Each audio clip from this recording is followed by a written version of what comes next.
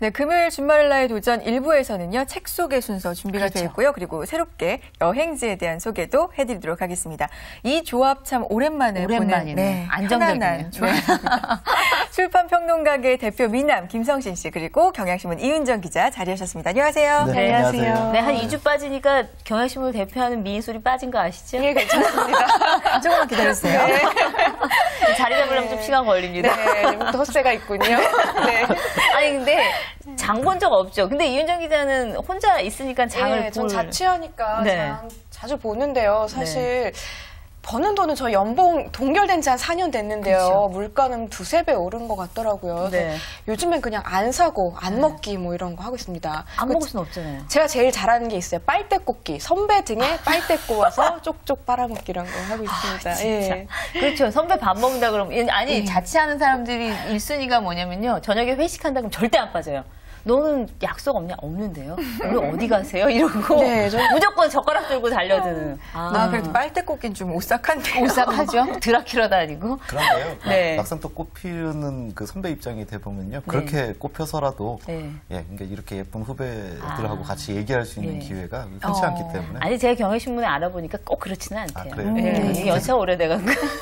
네, 연식이 오래됐다고 저희 선배들은 표현을 하는데. 당분간은 계속 꽂을 수 예. 있어요. 어쨌든 네. 당분간. 그 방법도 괜찮겠네요. 주부들도 이렇게 좀 아는 언니가 주변에 계시면 저녁에 슬쩍 가서 반찬 하나 얻어갖고 오는 것도 생활의 지혜 아닌가요? 그게 지혜일까요? 아니죠. 죄송합니다. 장기간으로 보면 인맥에 좀 문제가 생기지 문제가 않을까 그렇죠. 싶은데요. 그러면 안 네, 되겠습니다. 이은정 기자는 휴가를 좀 먼저 다녀오셨잖아요. 네. 예, 저는 휴가 말고 출장을 일본 출장이었군요. 오키나와를 갔다 네. 왔어요. 근데 이 오키나와 일본 하면 굉장히 원전 그렇죠. 방사능 때문에 굉장히 걱정하시는데 이 네. 오키나와는 대만하고도 가까운 곳이에요. 우리나라와 도쿄 거리보다 더 멀리 떨어져 있어요. 도쿄와 그 오키나와는. 그래서 네. 그 푸르른 태평양 바다를 보면서 저 스킨스쿠버도 못 올 뻔했습니다. 한국에. 예, 눌러 앉으려다가 가까스로 왔네요. 네, 예. 그렇죠. 눌러 앉으시면 사실 이제는 4년간 동결됐던 연봉마저 없어질 가능성이 높기 때문에 아직 휴가 안 가셨죠? 네. 이제 곧 가야 됩니다. 그래요? 저희 올해 여름 휴가는 사실 매년 좀 그렇게 해오기는 했는데 저희 처가에 식구들이 많거든요. 네. 그래서 장모님 모시고 모든 식구들이 다 휴가를 맞춰서 한 15분 정도 한꺼번에 이제 그 민족에 이동을 하는데 네. 하긴 매일 만나는 식구들이잖아요. 네. 그런데도 사실 며칠 동안 여행이라는 걸 같이 하면서 이 숙식 같이 하고 네. 이러면서 새로운 어떤 소통이라든지 이런 것들도 만들어지고요. 그래서 저희는 어딜 가느냐가 중요하지 않고요. 다 같이 가는 다 게. 같이 간다. 누구와 같이 가느냐 이게 굉장히 중요한 일인 것 같습니다. 멋지네요, 그것도. 그러니까요. 그렇죠? 네. 네. 참 저런 사위들이 많으면 장모님도 참 좋으실 텐데. 그러니까 그렇죠? 저도 저런 분 이렇게 데려가면 엄마가 저희 집사람만 동의 되게 못할 좋아하시겠죠? 얘기. 그러실 수는 있겠지만 어쨌든 여기 두 분 있습니다. 늘 말씀드리지만 결혼 안 하신 분들 연락 주시기 바랍니다. 본격적으로 책 읽기 시작합니다.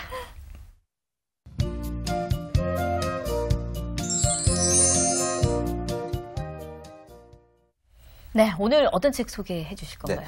올리비에 드 케르소종의 대양의 노래라는 제목의 책입니다. 일단 제목부터가 굉장히 시원하죠. 네. 네, 이 여름에 가장 잘 어울릴 만한 그런 책입니다. 네. 우리 시대 가장 위대한 항해사다라고 불리우는 사람이고요.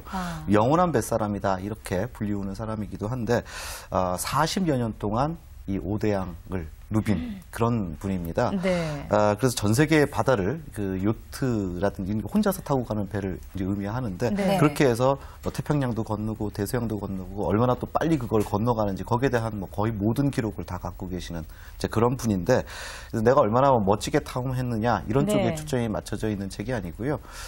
바다가 도대체 무엇을 우리에게 사유하게 만들어주는가 또한 우리 인생을 어떻게 성찰하게 만드는가 바로 이런 점들을 정말 시적으로 정말 아름답게 표현하고 있는 그야말로 해양 문학의 정수다라고 할 만한 그런 에세이입니다. 사실 바다가 왜 바다에 배 타고 간다 그러면은 겁나는 게 파도 치고 그러면 그렇죠. 네, 근데 어떻게 그 막막한 바다를 보면서 저는 좀 약간 두려울 것 같은데 아직 나가보질 않았기 때문에 근데 그걸 이렇게 아름답게 시적으로 표현할 수 있는 건 바다는 여러 가지 두려움을 주는 것 같아요. 네. 지금 말씀하신 것처럼 당장 그 거친 파도를 만나면 어떻게 될까봐 처음에는 두렵지만요. 네. 아마 배를 직접 한 번이라도 타보신 분들은 아실 거예요. 내가 이 배를 타고 떠나서 혹시 안 돌아오게 되면 어떡하나 이것도 두렵거든요. 그렇죠. 그만큼 멋지고 아름다운 일이기도 한데요. 그러니까 그야말로 돛을 올리고 그 대양을 거친 파도하고 싸우면서 사실 인간의 원초적인 감정이기도 하고요. 사실 그런 항해는 우리 인생을 너무나도 닮아 있지 않습니까? 우리 인생을 항해에 비유하기도 하는데 네. 실제로 그렇기 때문에 평생을 바다에서 보낸 분의 이야기는 마치 우리 인생의 이야기를 그대로 들려주는 것 같은 그런 어떤 느낌이 있습니다. 그게 굉장히 매력적입니다. 네. 일단 제목만 들어도 너무 더우니까요. 시원한 느낌이 드는데 네. 실제로 책에도 이 바다에 대한 묘사가 그렇게 생생하게 되어 있다고 하죠? 네, 그렇습니다. 제가 이 책의 한 대목을 잠깐 읽어드리겠습니다. 정말 멋지거든요. 네. 내가 하고자 하는 이야기는 그 세계의 이야기다. 나의 배, 내가 건넌 바다를 이야기하고 싶었다. 내 발로 걸어본 땅, 내가 사랑한 사람들, 그리고 낯선 문화가 남긴 관능적인 인상들, 바다에서 맛본 기쁨을 묘사하고 싶었다.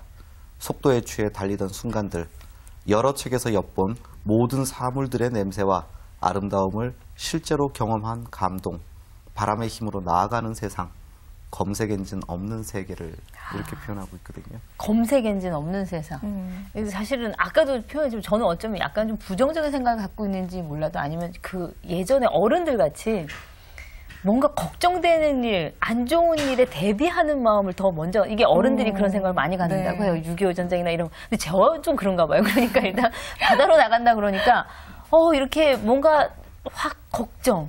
이게 파도에 엎어지지 않을까. 아니면 정말로 그 막막한 데서 약간 난파되는 느낌이 들지 않을까 이런 생각인데 그 항해사는 그런 느낌은 네. 없었나 봐요. 난파에 대한 느낌은 없나 봐요. 사실 난파에 대한 두려움이 있기 때문에 네. 이 항해는 언제나 우리에게 가장 큰 기쁨이라 그럴까요? 기쁨? 예, 네. 뭐 단순하게는 스릴이라고 볼 수 있는데요. 네. 인생이 그렇지 않습니까? 우리 인생이 다 걸려 있는 일이기 때문에 그것이 우리에게 흥미진진한 일이 되는 것이고요. 네. 사실 또 정말 진정으로 뭐랄까 우리가 성찰해야지만 되는 그런 이제 중요한 일이 되는 것인데 네. 항해도 그렇습니다. 정말 안전하기만 한 항해라면 놀이동산에서 뱃놀이하는 거하고 다름이 그렇죠. 없는데 그것이 우리에게 주는 어떤 성찰의 기회는 상대적으로 적겠죠. 없거나. 네. 근데 사실 이렇게 목숨을 거는 일이기 때문에 네. 이것이 우리에게 던져주는 메시지가 굉장히 강렬한 것 같습니다. 그럴 수 있을 것 같은데요, 정말. 저는 이 실제 항해사가 네. 또 글까지 잘 쓴다니까 조금 신기하다 그렇죠. 이런 느낌도 네. 있어요. 저도 처음에 네. 신기했는데요. 네. 책을 읽다 보니까 이렇게 절대 고독이잖아요. 어떨 때는 몇 달씩 망망대해에 정말 아무것도 없는 바다 위에 떠 있는 거죠. 본인 혼자만 있어야 네. 되죠. 본인이 자기 스스로를 대면해서 이야기하는 수밖에 없지 않겠습니까? 네. 내면이 깊어질 수밖에 없고 내면이 깊어지면 자연스럽게 그 글이 좋아질 수밖에 없지 않을까 이런 생각이 들었는데 이 올리비에 드 케르소종이라는 분을 좀 구체적으로 좀 설명을 제가 드리겠습니다. 이 세계적으로도 가장 유명한 프랑스 출신의 항해사라고 할 수 있는데요. 프랑스 요트계의 아버지라고 불리우는 분이 계세요, 따로. 네. 이분이 아니고. 이분이 아니고요. 이분의 스승인데 에릭 타발리라는 분이 있는데 그래서 네. 가장 큰 모험을 성공적으로 이끈 사람에게는 에릭 타발리 상이라는 게 프랑스에서는 또 주어지기도 한다고 네. 해요. 탐험의 역사가 있으니까요. 네. 근데 이분하고 함께 10여 년을 바다에서 보낸 이후에 그 다음부터 이제 독자적인 길을 가기 시작하고 혼자서 항해를 합니다.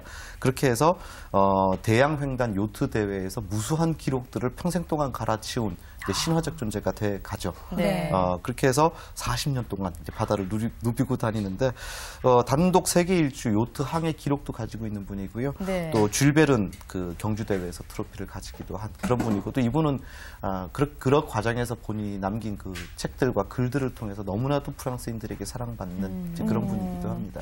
그 정도 어떻게 보면 우리가 이제 흔히 쉽게 얘기하는 내공이 정말 40년 동안 쌓이신 분이기 때문에 그렇죠. 바다를 보는 시각도 틀리셨을 거고 네. 그리고 생각이 자리 잡고 있는 것도 아마 우리와는 좀 다른 네. 약간의 그 어느 경지에 좀 이르렀지 그렇죠. 않았을까 네. 이런 생각도 좀 드네요. 그러니까 이분이 남긴 책이 지금 그 이제 최근작이 오늘 소개해드리는 이 책이고요. 네. 그 전에 나온 책들도 제목만 들어봐도 네.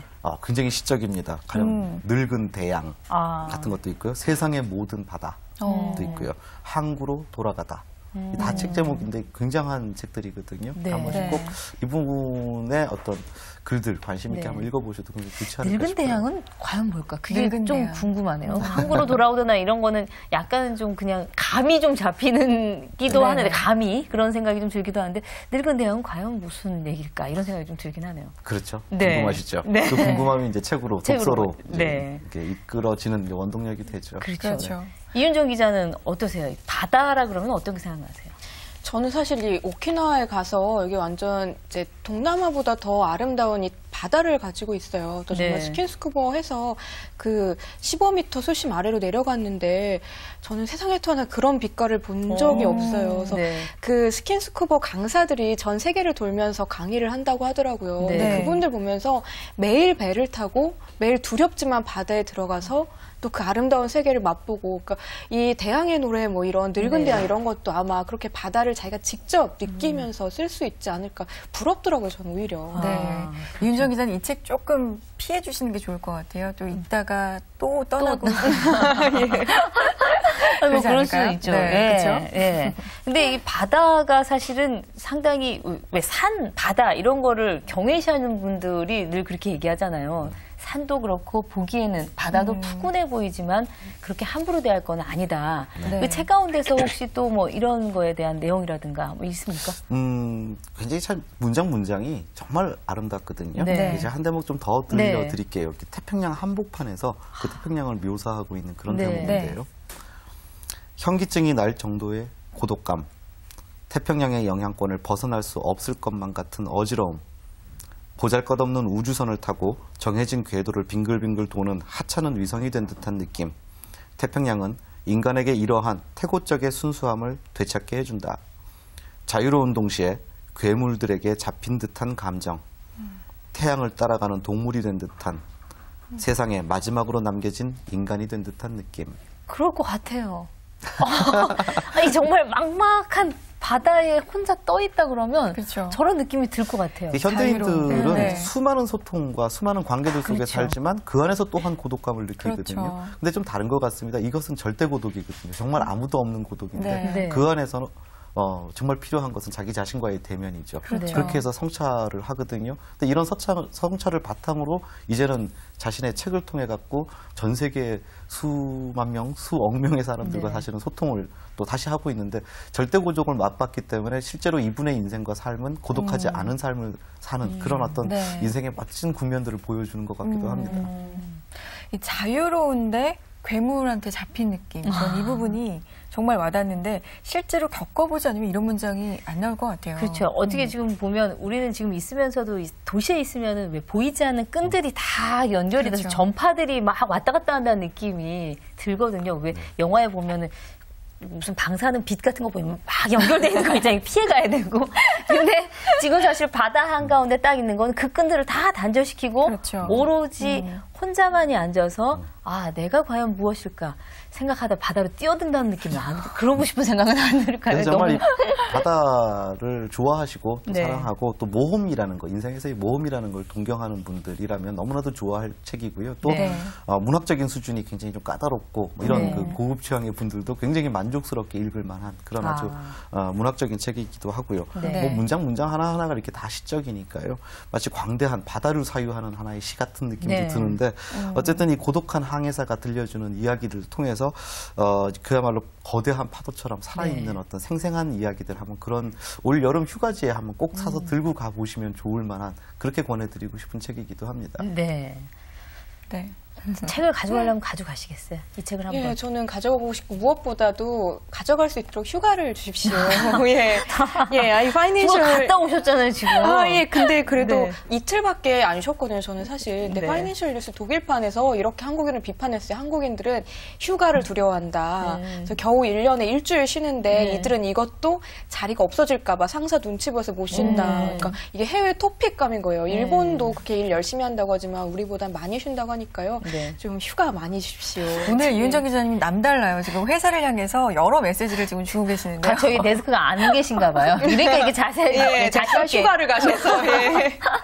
근데 지금 사실 이제 김성신 씨의 책이 지금 몇 주에 걸쳐서 휴가지에 가져가서 읽을 만하면 정말로 좋은 맞아요. 책들을 지금 계속 이렇게 말씀을 해주시고 계시거든요. 혹시 못 보신 분들, 지난주에 뭐였지? 다시 돌려보기 하시면 보실 수 있습니다. 어떤 책인지. 네. 이렇게 해서 또 휴가지에서 볼만한 책 한 권을 읽어봤습니다. 네.